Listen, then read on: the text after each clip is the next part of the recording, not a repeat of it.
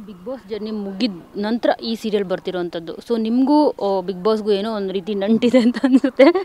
So ಎಷ್ಟು miss ಮಾಡ್ಕೊಳ್ತೀರಾ big ಬಾಸ್ನ, ಮತ್ತು ಈ ಸೀಸನ್ನ ನೋಡ್ತಾ ಇದ್ದೀರಾ 10 ಸೀಸನ್ನ?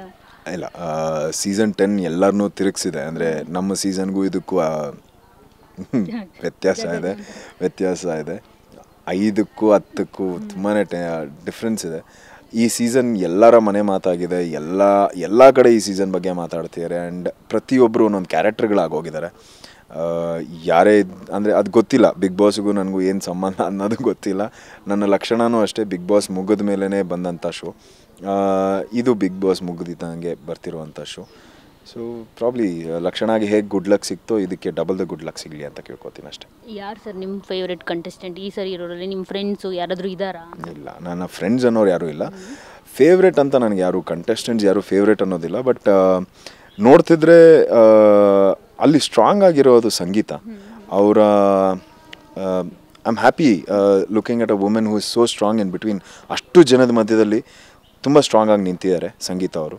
ಸೊ ಅವ್ರ ಬಗ್ಗೆ ಖುಷಿ ಆಗುತ್ತೆ ನೋಡಿದ್ರೆ. ಪ್ರಾಬಬ್ಲಿ ನಿಮಗೆ ಅವರೇ ವಿನ್ ಆಗ್ತಾರೆ ಅಂತ ಅನ್ಸುತ್ತಾ, ಅದರ್ವೈಸ್ ಬೇರೆ ಯಾರಾದರೂ ವಿನ್ ಆಗ್ತಾರೆ ಅಂತ ಅನ್ಸುತ್ತೆ?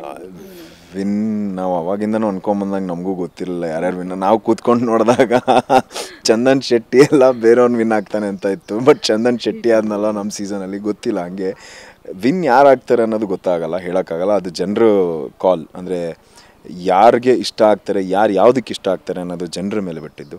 ಬಟ್ ವಿನ್ ಆಗಲೇಬೇಕು ಅಂತ ಯೋಚನೆ ಮಾಡ್ತೀನಿ ಅಂದರೆ ನನಗೂ ಸಂಗೀತ ವಿನ್ ಆದರೆ ಖುಷಿ ಆಗುತ್ತೆ. ಶ್ರುತಿ ಅಮ್ಮ ಆದಮೇಲೆ ಒಂದು ಫೀಮೇಲ್ ಆ ಟ್ರೋಫಿನ ಎತ್ತಿಲ್ಲ.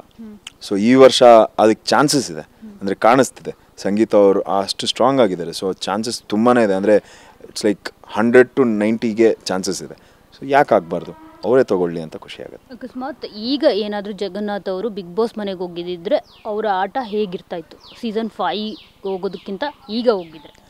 ಸೀಸನ್ 5ಅಲ್ಲಿ ಇದ್ದಿದ್ದು ಜಗನ್ ಈಗ ಹೋಗಿದ್ದಿದ್ರೇನಾ ಗೊತ್ತಿಲ್ಲ.